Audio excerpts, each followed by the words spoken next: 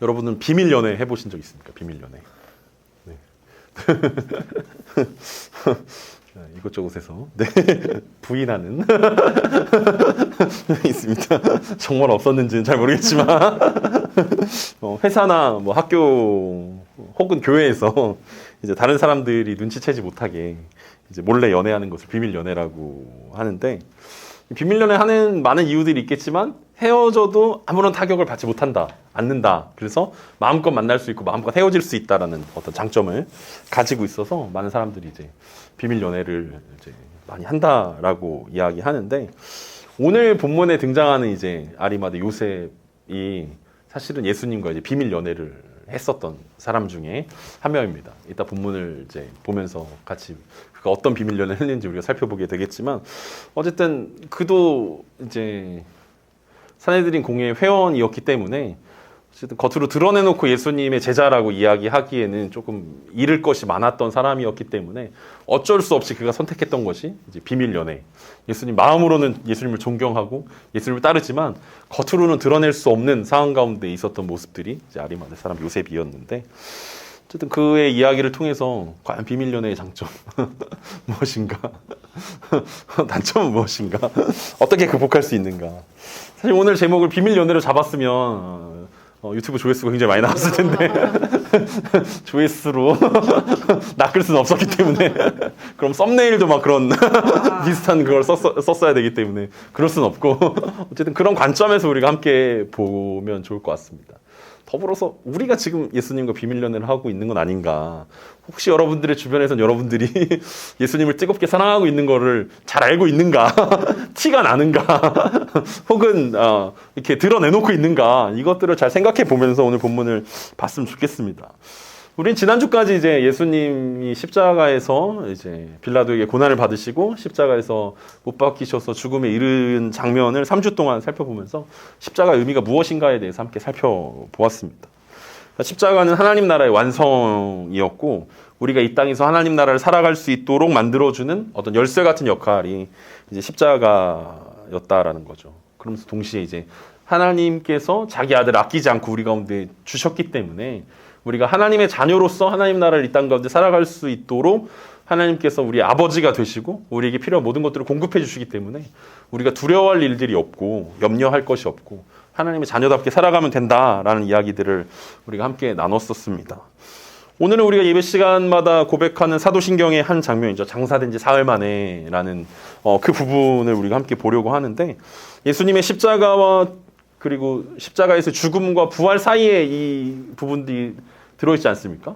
장사한 지 사흘 만에. 이 고백을 통해서 오늘 우리의 본문이 우리 가운데 어떤 의미가 되는지, 그리고 우리가 어떤 교훈들을 받을 수 있는지 함께 성경을 통해서 확인해 보는 시간 되었으면 좋겠습니다. 오늘 본문 42절과 43절입니다. 이날은 준비일 곧 안식일 전날이므로 저물었을 때 아리마대 사람 요셉이 와서 당돌이 빌라도에게 들어가 예수의 시체를 달라 하니, 이 사람은 존경받는 공회원이요 하나님 나라를 기다리는 자라. 예수님이 십자가에서 못 박히시고 죽으신 날은 이제 안식일 전날이라고 표현되고 있습니다. 그리고 안식일 전날을 유대인들은 준비일이라고 불렀는데, 왜냐하면 안식일에는 일체의 노동을 할 수 없었기 때문에 이 안식일의 준비일, 이 예비일에 많은 준비들이 필요했다라는 거죠. 그 안식일 날은 이동할 수도 없고 불을 켤 수도 없고 움직일 수 없었기 때문에 그 안식일을 준비하는 많은 것들이 필요했기 때문에 이제 준비일이라고 이야기합니다. 이때 이제 십자가에서 죽으셨던 예수님이 이제 안식일을 맞이하는 이 순간 가운데, 그럼 이 시체를 어떻게 할 것인가에 대한 고민들이 사람들에게 들기 시작했던 것 같습니다. 그런데 중요한 거는 이 본문에서 그걸 고민하고 있는 사람이 예수님의 가족도 아니고 친척도 아니고 친구들도 아니고 12제자도 아니고 아리마대 요셉이라는 사람이 갑자기 그 예수님의 시체를 그럼 어떻게 해야 될 것인가에 대한 어떤 고민을 하기 시작했다라고 이야기하고 있습니다. 이 십자가형은 이제 로마가 사용했던 사형 중에 하나인데, 그래서 함부로 시체를 처리할 수도 없었고, 대부분의 경우에는 이 십자가형이 반역죄에 해당하는 죄였기 때문에 굳이 시체를 장사 지내거나 장례를 치르기보다는 그냥 내버려 두거나 어디 던져놔서 동물의 밥이 되게 하는 것이 또 로마의 관례였습니다. 그런데 이 아리마대 사람 요셉이 등장해서 빌라도에게 당돌이 예수님의 시체를 요구하였습니다. 이 아리마대는 예루살렘에서 한 30km 정도 떨어져 있는 마을이었는데 구약시대 사무엘의 고향으로 알려져 있지만 특별히 유명한 곳은 아니었습니다. 그래서 이 요셉이라는 굉장히 흔한 이름 앞에 아리마대 출신이다라는 것들을 이제 이야기하면서 이 사람의 특징을 설명해 주는 거죠. 그러니까 요셉은 너무 많으니까 근데 아리마대는 이제 자꾸 이제 특이한 고향이니까 아리마대 요셉이라는 특징을 잡아서 이 사람은 아리마대 사람 요셉이다라고 이야기하는 것입니다. 이 아리마대 요셉은 이 마태, 마가, 누가, 요한 사복음서에 모두 다 등장하는 모두 다 등장하는데 각각 설명이 조금씩 다릅니다. 마태복음에 따르면 그는 부자였고 예수님의 제자였다라고 설명하고 있습니다. 누가복음에서는 그가 공회의 의원으로 선하고 의로웠으며 산헤드린 공회가 예수님의 사형을 결의할 때 그들의 결의와 행사에 찬성하지 않았다고 표현하고 있습니다. 요한복음에서는 그가 예수님의 제자이나 유대인이 두려워서 그것을 숨겼다라고 말하고 있습니다. 그러니까 각각 마태복음과 마가복음과 누가복음과 요한복음에서 아리마대 사람 요셉이 등장하는데 각각의 설명들이 조금씩 다르다라는 거죠. 그래서 사복음서에 등장하는 아리마대 출신 이 요셉의 이야기들을 종합해 보면 그는 부자였고 산헤드린 공회의 의원이었고 선하고 의로웠고 예수님의 사형을 결의할 때 찬성하지 않았지만 유대인들을 두려워해서 예수님의 제자를 드러내지 않았던 사람이라고 우리는 종합해서 살펴볼 수 있습니다. 그랬던 그가 갑자기 당돌하게 예수님의 시체를 요구했다라는 것입니다. 오늘 본문에서 당돌이 요구했다라고 이야기했는데 당돌하다라는 것은 용기 있게 빌라도에게 찾아가서 예수님의 시체를 요구했다라는 것입니다. 앞에서 설명했던 것처럼 시체를 요구하는 것에 왜 용기가 필요하냐라고 생각해 볼 수 있지만 예수님의 십자가형은 공식적으로는 로마의 반역죄에 해당했기 때문에 이 요셉은 매우 용기를 가지고 빌라도를 찾아갈 수밖에 없었던 상황입니다. 또한 그가 앞에서 설명했던 것처럼 그가 부자였고 존경받는 공회원이었기 때문에 그동안 쌓아왔던 부와 명예를 한순간에 잃어버릴 위험이 있는 일이었기 때문에 용기가 많이 필요한 일들이었다는 거죠. 심지어 우리가 알고 있는 것처럼 이 오늘 본문에 등장할 때까지 아리마대 요셉은 한 번도 등장한 적이 없기 때문에 이런 위험을 감수할 만큼 예수님이랑 친한가라고 생각해 봤을 때 그보다 친한 사람들이 굉장히 많지 않은가라는 생각들을 해볼 수 있다는 거죠. 가족도 아니었고 친구도 아니었고 친척도 아니었고 심지어 12제자 중에 한 명도 아니었는데 그가 갑자기 그가 가지고 있었던 부와 명예를 다 내려놓고 예수님의 시체를 요구하는 그 정도로 친했나? 사람들은 아마 의아해했을 것입니다. 도대체 이 사람 왜 그러지? 신기한 일이네 라고 사람들에게 궁금증을 자아내는 행동이었을 거라고 우리는 생각해 볼 수 있습니다. 그가 왜 예수님의 시체를 요구했는지는 마가와 누가는 공통적으로 그가 하나님 나라를 기다리는 자라고 설명하는 것으로 우리는 이해해 볼 수 있습니다. 그러니까 그가 예수님이랑 그렇게 친한지도 몰랐는데 왜 갑작스럽게 예수님의 시체를 요구했을까라고 생각해 본다면 힌트는 마가와 누가가 얘기했던 이 사람은 하나님 나라를 기다리는 사람이었습니다라는 여기에 있었다라는 거죠. 왜냐하면 예수님이 이 공생의 이 3년의 시간 동안 설교하시면서 가장 많이 언급하셨던 것이 하나님 나라 아니었습니까? 그러니까 아리마대 요셉의 기대에 부응하는 모습들이 예수님의 모습을 통해서 예수님의 가르침 가운데 하나님 나라에 대한 가르침이 자기가 생각했던 하나님 나라와 부합한다라는 생각들을 했다라는 거죠. 그래서 그가 예수님의 비밀 제자가 되기로 결정했던 것입니다. 왜냐하면 자기가 생각했던 하나님 나라와 예수님이 말씀하신 하나님의 나라가 일치한다라고 여겼기 때문입니다. 그래서 그는 적극적으로 예수님의 사형을 반대하지 못했지만 소극적으로 찬성하지 않는 것으로 자신의 믿음을 표현했습니다. 어렸을 때 제가 친구들이 과일을 훔친 적이 있습니다. 지금 생각해보면 적극적으로 그걸 말렸어야 되는데 저에겐 그런 용기가 없었고 그래서 적극적으로 말리지는 못하고 그들이 훔쳤던 과일을 먹지 않는 것으로 저의 믿음을 표현했습니다. 나는 훔친 물건을 먹지 않겠다. 하지만 그거는 반대한 것도 아니고 안 한 것도 아닌 굉장히 애매한 것이 되었는데 아리마대 요셉이 했던 것이 그거라는 거예요. 적극적으로 반대했어야만 했는데, 왜냐하면 자기가 생각했던 하나님의 나라, 그리고 자기의 믿음, 그 예수님을 향한 존경, 예수님을 향한 신뢰를 적극적으로, 이건 잘못된 거 아니냐, 어떻게 사형이 이렇게 순식간에 일어날 수 있냐, 어떻게 이게 죄가 없는 사람을 우리의 질투심에 눈이 멀어서 사형에 이르게 할 수 있을 것인가에 대해서 적극적인 반론을 한 것은 아니지만 찬성하지 않은 것을 통해서 자신의 믿음을 충분히 보였다라고 생각했던 어떤 그의 모습이었다라는 거죠.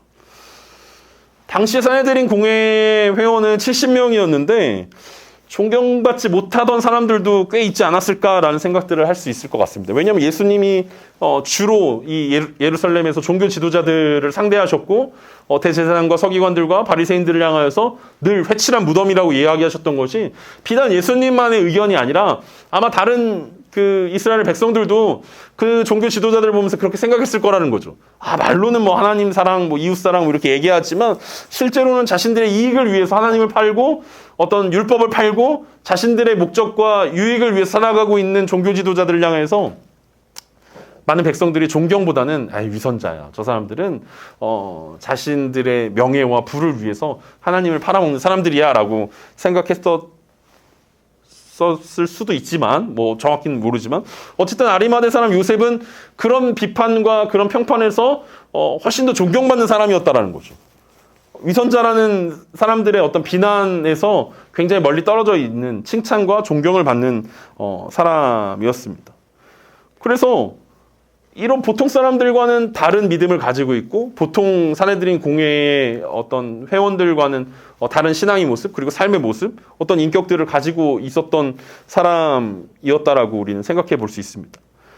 아리마대 사람은 전심으로 하나님을 경외하는 사람이었고 사람들에게는 존경받는 사람이었다라는 것을 우리는 오늘 본문과 어떤 사복음서의 아리마대 사람 요셉에 대한 종합적인 의견들로 우리는 살펴볼 수 있습니다. 그래서 그가 포기할 수 없었던 것 중에는 부도 있었겠지만 이런 명성도 있었을 것이다라고 우리가 생각해 볼 수 있다는 거죠.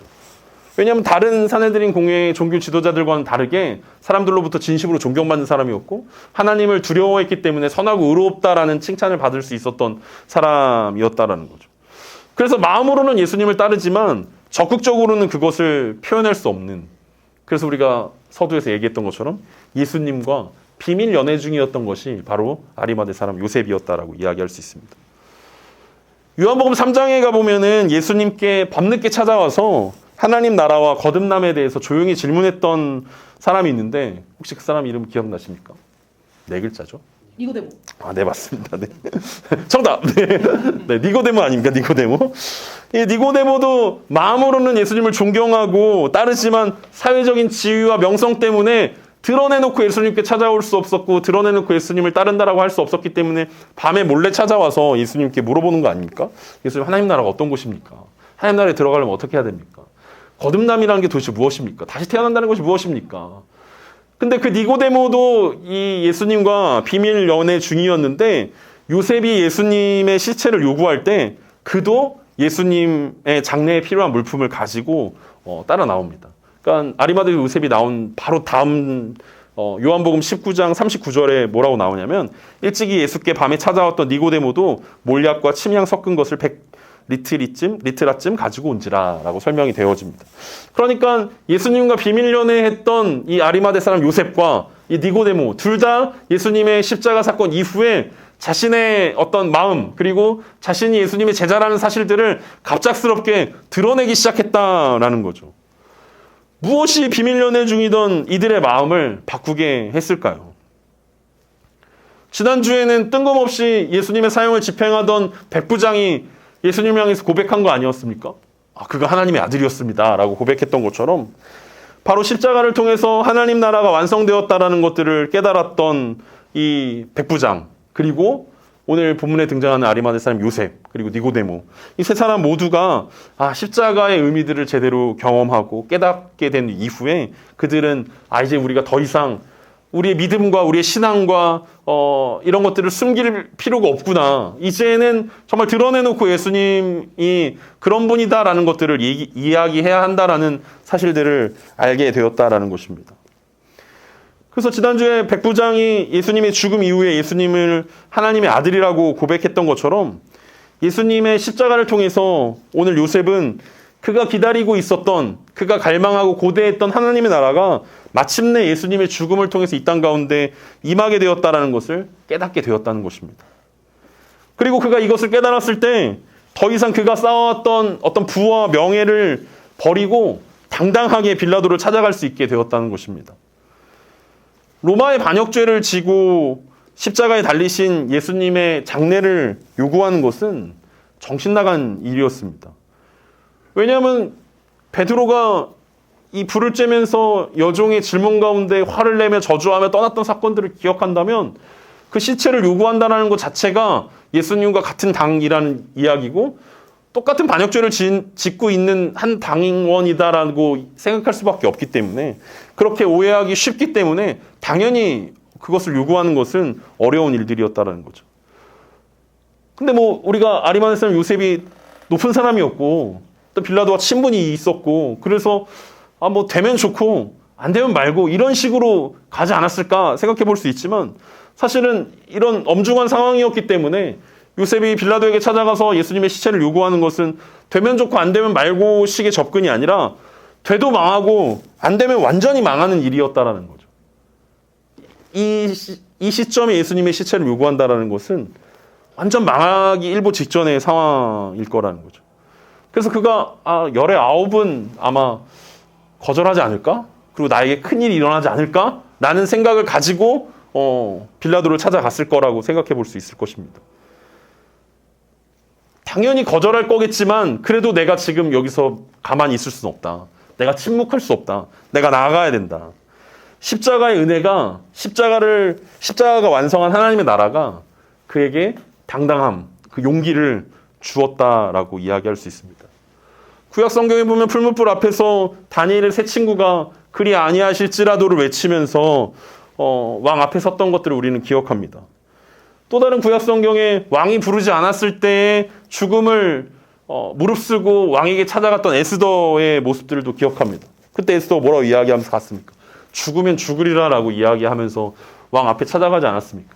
오늘 빌라도를 찾아갔던 요셉의 모습이 바로 그런 것이었다라는 거죠. 내가 죽으면 죽으리라. 10중 8구는 주지 않겠지만 그래도 내가 지금 침묵하는 것보단 내가 빌라도에게 찾아가는 것이 낫다라고 생각하면서 이 빌라도에게 나아간 이 요셉의 모습들을 우리는 볼 수 있을 것입니다. 그 이후에 어떻게 사건이 마무리됩니까? 오늘 본문 44절부터 47절입니다. 빌라도는 예수께서 벌써 죽었을까 하고 이상히 여겨 백부장을 불러 죽은 지가 오래냐 묻고 백부장에게 알아본 후에 요셉에게 시체를 내주는지라. 요셉이 세마포를 사서 예수를 내려다가 그것으로 싸서 바위 속에 판 무덤에 넣어 두고 돌을 굴려 무덤 문에 놓음에 막달라 마리아와 요셉의 어머니 마리아가 예수 둔 곳을 보더라. 다행히도 빌라도는 요셉에게 뭐라고 하지 않았습니다. 다만 예수님이 이렇게 빨리 죽었다고? 라는 궁금증 가운데 그런 생각이 들었습니다. 그래서 지난주에 우리가 살펴봤을 때 말씀드렸던 것처럼 보통 죄수들은 십자가에서 이틀이나 3일 정도의 죽음을 맞이하게 되고 종종 더 길게 십자가에 매달려 있는 일들도 살아서 매달려 있는 일들도 있었기 때문에 3시간 정도 만에 십자가에서 죽었다라는 이 이야기들은 빌라도를 굉장히 궁금하게 했던 것 같습니다. 그래서 그는 철저하게 백부장을 불러서 예수님의 죽음을 확인한 후에 의외로 순순히 예수님의 시체를 요셉에게 주었습니다. 아마 빌라도 마음 가운데 대제사장과 종교 지도자들의 시기심 때문에 예수님을 죽게 할 수밖에 없었다라는 어떤 마음의 죄책감이 조금은 있었던 것 같습니다. 그래서 순순히 내어줬던 거죠. 왜냐하면 십자가는 죽을 때뿐만 아니라 죽고 난 다음에도 불명예스러운 죽음이었기 때문에 어떤 저주의 상징으로 그냥 매달아 두는 것이었지만 오늘 빌라도는 순순히 요셉에게 시체를 내어주었습니다. 요셉은 어떻게 합니까? 세마포를 사서 예수를 내려다가 그것으로 싸서 바위 속에 판 무덤에 넣어두었습니다. 일련의 과정들은 이제 유대의 부자들의 어떤 제사, 장례 문화들을 보여주고 있습니다. 세마포는 요즘 말로 이야기하면 린넨 재질로 되어 있는 어떤 부드럽고 얇은 천으로 예수님을 싸서 무덤에 넣어 두었다라고 이야기합니다. 왜 넣어두냐면 부자들은 이제 공동묘지가 아니라 자신의 가족들의 묘를 사용했는데 바위를 파서 바위로 선반을 만들고 그 위에 시체를 올려뒀다가 이제 뼈만 남게 되면은 뼈를 다시 이제 수거하고 또 계속해서 가족들이 돌아가면서 쓰는 어떤 그런 장례의 모습들을 우리 가운데 보여주고 있습니다. 그리고 돌까지 굴려서 무덤을 막았고 이때 막달라 마리아와 요새의 어머니 마리아가 예수 둔 곳을 보았다라고 이야기합니다. 마가가 이 장면을 왜 이렇게 세세하게 기록해 두었을까요? 왜냐하면 예수님의 죽음 이후에 예수님이 부활이 거짓이다라는 어떤 루머 그리고 그런 음모론자들이 굉장히 많이 등장했습니다. 많은 대적자들이 예수님이 부활했다는 사실들을 부인했습니다. 그래서 어떤 주장들이 있었냐면 원래는 예수님이 살아있었는데 아리마대 사람 요셉이 예수님의 반쯤 죽은 시체를 빼돌려가지고 다시 살려냈다라는 이야기들이 있었습니다. 그래서 그것에 대한 반론으로 백부장과 빌라도가 예수님의 죽음을 확인했다라는 주장을 이제 마가가 이야기하고 있습니다. 또 예수님의 부활을 부정하는 음모론 중에 하나가 뭐였냐면 제자들이 시체를 빼돌렸다. 예수님이 죽은 건 맞는데 죽음 이후에 제자들이 시체를 빼돌렸고 그래서 시체를 찾을 수가 없어서 예수님이 부활했다고 거짓말하고 있는 것이다라는 또 주장들이 있었는데 오늘 본문에서 마가가 이야기하고 있는 것은 시체를 수습하고 장례를 치른 사람은 제자들과 아무 상관이 없는 사람들이었다라는 이야기들을 해주고 있는 것입니다. 요셉이 그랬고 제자들은 아예 무덤의 위치조차 몰랐다라는 거죠. 왜냐하면 끝까지 함께했던 사람이 아무도 없었기 때문에 예수님의 무덤의 위치를 알고 있는 사람은 아리마대 사람 요셉과 오늘 본문에 등장했던 막달라 마리아와 요새의 어머니 마리아였다라는 것을 마가가 확인시켜 주고 있는 것입니다. 그래서 우리가 사도신경을 통해서 고백하는 것처럼 장사된 지 사흘 만에 죽은 자 가운데서 다시 살아나시며 라는 이 믿음의 고백이 진실인 것이다 라고 마가가 오늘 이렇게 굳이 장래의 이야기들을 길게 적고 그 사람들의 등장하는 사람들의 이름을 이야기하면서 이것이 진실한 고백이다라는 것들을 보여주고 있는 것입니다. 예수님의 죽음과 부활이 예수님의 제자들에 의해서 날조된 것이 아니라는 것을 빌라도가 확인했고 백부장이 확인했고 아리마대 사람 요셉이 확인했고 여인들이 확인했다. 이 사람들 봐라. 다 반대쪽에 있는 사람들 아니면 제자들과 상관없는 사람들의 입을 통해서 증명되어지고 있다라는 것을 마가가 보여주고 있는 것입니다.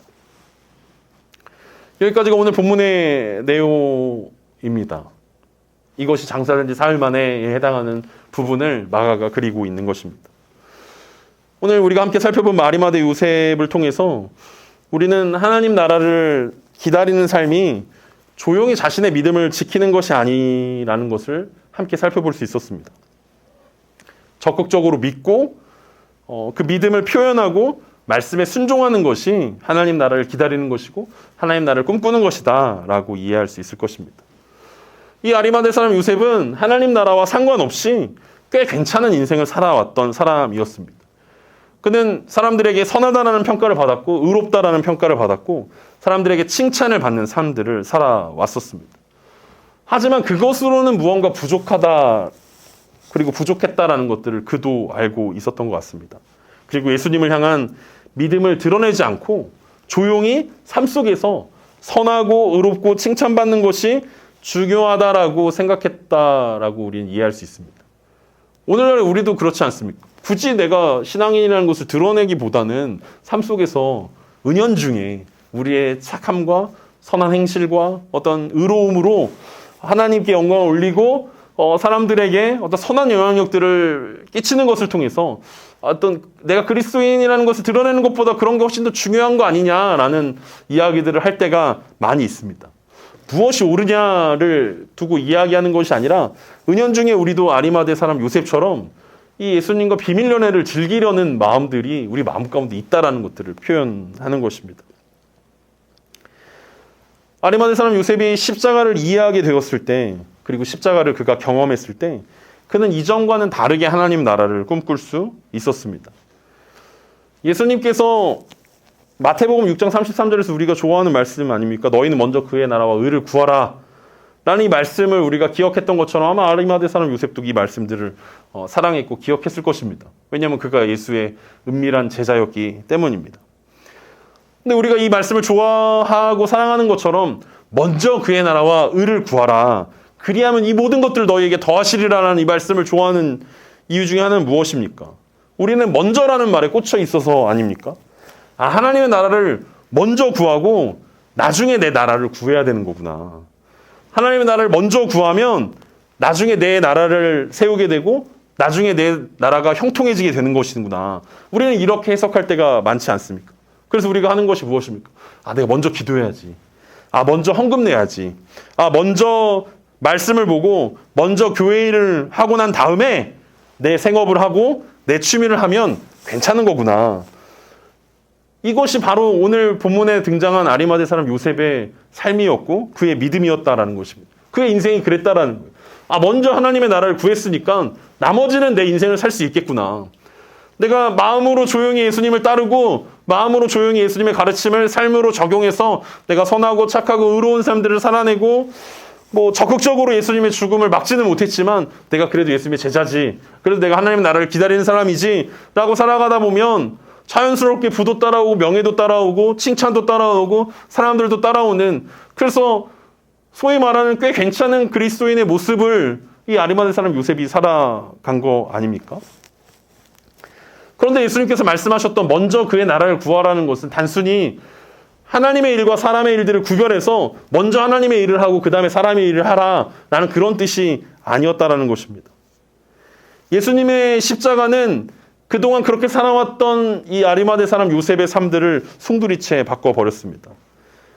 이 하나님의 나라를 구하라는 것은 하나님의 일과 내 일을 구별하여서 하나님의 일을 먼저 하라는 것이 아니라 삶의 전부를 하나님의 나라를 위하라는 의미였다라는 거죠. 삶의 기준이 하나님의 나라가 되고 삶의 목적이 하나님의 나라가 된다는 것입니다.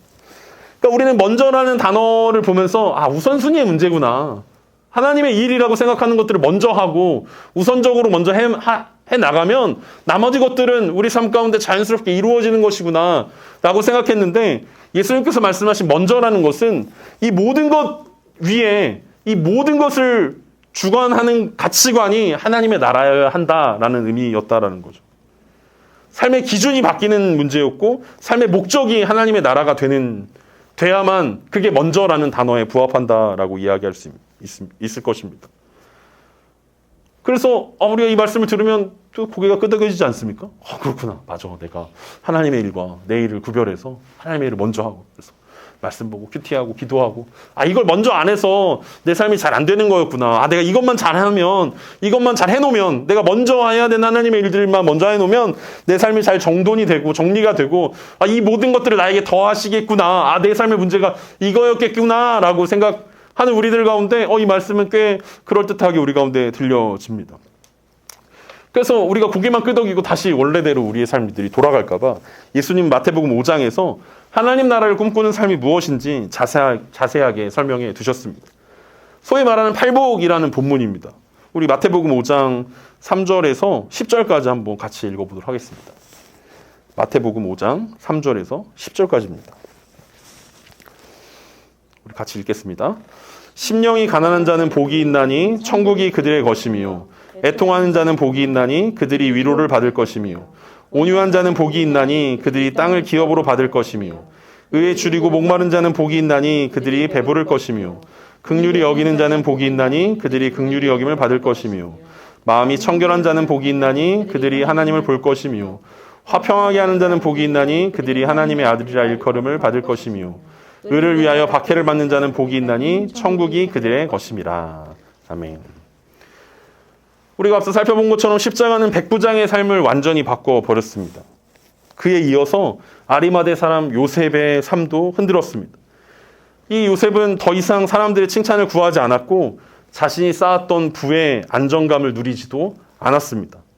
그가 빌라도를 찾아가는 순간 그가 쌓았던 부와 명예가 다 깨진다는 것들을 알고 있었지만 그는 당당하게 빌라도에게 찾아갔던 모습이 바로 그가 더 이상 자신의 것들을 주장하지 않는 가치관을 갖게 되었다는 것들을 의미합니다. 그는 자신의 힘으로 하나님의 나라에 들어갈 수 없기 때문에 그의 자신의 삶들을 두고 애통했고, 자신의 마음대로 사람들을 지배할 수 없었기 때문에 지배하지 않고자 그는 온유했고, 사람들이 인정하는 의의가 아니라 하나님의 의의에 줄이고 목말랐고, 그렇게 사람들을 향하여서 긍휼함을 베푸는 사람으로 바뀌었다는 것입니다.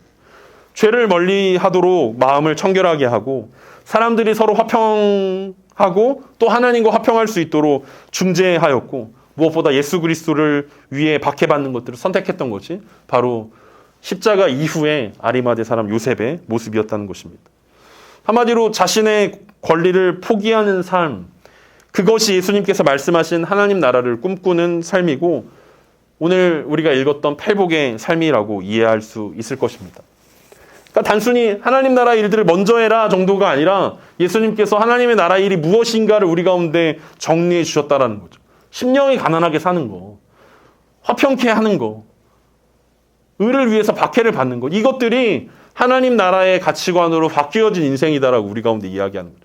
단순히 한두 가지 일들을 더하거나 혹은 한두 가지의 일들을 우리가 덜 하는 것, 단순히 하나님을 위해서 조금 더 헌신하고 혹은 내 삶 가운데 있는 죄악들을 조금 회개하고 절제하는 그 정도의 삶들이 아니라 하나님 나라를 위해 산다는 것은 완전히 우리가 가치관이 바뀌게 되는 하나님 나라를 위해 살아가게 된다는 것들을 우리 가운데 말씀하고 있습니다. 그래서 세상은 절대로 이해할 수 없는 삶의 방식이다라는 거예요. 세상이 보기에는 오늘 아리마대 사람 요셉의 행동은 너무나 이해할 수 없는 행동이었고 바보 같은 일들이었다라는 거죠. 살아있을 때는 열심히 하지라고 생각하지 않겠습니까? 사람들이. 야, 그러면 살아있을 때 예수님 사형을 반대하고 예수님을 위해서 열심히 살지 이미 죽은 다음에 이게 무슨 소용이냐라고 사람들은 생각할 수밖에 없지 않겠습니까? 이게 너무나 바보 같은 일 아니냐. 죽은 사람은 죽은 대로 살고 산 사람은 그래도 살아야지라고 생각할 법한데 이 아리마대 사람 요셉의 결정은 이 십자가 때문에 완전히 바뀌게 되었다는 것입니다. 그래서 세상이 보기에는 너무나 바보 같고 세상이 보기에는 절대로 이해할 수 없지만 이것이 하나님 나라의 기쁨이고 이것이 자신에게 허락된 하나님의 길이라는 것들을 인정하였기 때문에 그는 빌라도 총독 앞에서 당당할 수 있었고 자신의 동료였던 대제사장이나 사내들인 공회 회원들의 비난과 손가락질을 감당했고 사람들의 존경도 거절할 수 있었던 것이 바로 오늘 십자가를 통한 이 아리마대 사람 요셉의 변화라고 우리는 이해할 수 있을 것입니다. 하나님의 나라는 그리고 예수님의 말씀은 우리의 믿음은 결코 피상적이지 않습니다. 하나님 나라를 위해 살아야지. 마음으로 우리가 결심하고 나 오늘부터 하나님 나라를 위해 살아야지. 이렇게 끝나는 것이 아니라 삶의 바뀌는 구체적인 행동이고 용기이고 당담함이고 손해를 감수하는 권리 포기라는 것들을 오늘 예수님은 마태복음을 통해서 그리고 마가의 오늘 이 십자가의 기록을 통해서 우리 가운데 말씀하고 있습니다. 십자가에서 이미 예수님께서 보여주셨고 완성하신 하나님 나라를 살아내는 방법이 바로 이것이다라고 예수님께서 말씀하고 있는 것입니다. 우리는 세상을 살아가면서 크게 욕심을 부리지는 않습니다. 평범하게 살아가는 것이 우리의 꿈 아닙니까? 평범함. 근데 이 평범함 가운데 우리의 욕심이 숨겨져 있는 거 아닙니까? 어디까지가 평범함인가라고 이야기했을 때 우리의 기준은 사실 TV에서 나오는 평범함이지 진짜 평범함은 아니라는 거예요. TV에서 평범한 사람들이 그렇게 산대라고 생각하는 그런 것들 아닙니까? 그래서 그 정도가 평범함이지. 예수님, 제가 뭐 더 많은 것들을 요구하는 것도 아니고 제가 뭐 상위 1%가 되겠다는 것도 아니고 그냥 평범한 인생. 평범한 집에서 평범한 가정에서 평범한 차를 가지고 평범한 집에 사는 거, 평범하게 소소하게 지출하면서 필요한 것들, 우리가 가질 수 있는 것들 그렇게 가지면서 누리면서 소소한 행복을 찾는 거, 그게 평범한 거 아닙니까? 라고 우리는 이야기하지만 이 평범함이라는 그 욕심과 함정에 우리가 빠질 수 있다라는 거죠. 왜냐하면 하나님은 절대로 우리를 평범한 제자로 부르지 않았기 때문에 그렇습니다. 하나님은 우리를 특별한 제자로 부르셨고 특별한 삶으로 초청하고 계시고 있기 때문입니다. 하나님 나라를 꿈꾸는 하나님의 자녀로 살아가는 삶은 절대로 평범할 수 없다는 것입니다. 특별할 수밖에 없다라는 거예요. 여러분, 심령이 가난한 자로 살아가는데 평범할 수 있겠습니까? 애통하면서 살아가는데 평범할 수 있겠습니까? 의에 줄이고 목마르게 살아가는데 어떻게 우리가 이 땅 가운데 평범함을 누릴 수 있겠습니까? 우리의 삶이 온전히 하나님 나라를 위해 살아간다면 우리는 평범함이 아니라 특별함을 주님께 요구해야 할 것입니다. 그리고 특별한 제자로 부르셨기 때문에 특별한 방법으로 특별하게 하나님을 섬기는 일들 가운데 구체적으로 내가 어떻게 나의 것들을 포기하고 예수님께서 우리 가운데 보여주셨던 십자가의 모습을 우리가 따라갈 수 있을 것인가를 고민하면서 피상적인 믿음이 아니라 구체적인 믿음 가운데 우리가 결단하는 저 여러분 되었으면 좋겠습니다. 그것이 하나님의 자녀로 살아가는 우리 가운데 주신 특권이기 때문에 그 특권을 사용하면서 하나님 나라를 꿈꾸는 그 사람으로 이번 한 주를 그리고 오늘을 살아내는 저와 여러분 되길 간절히 소망합니다.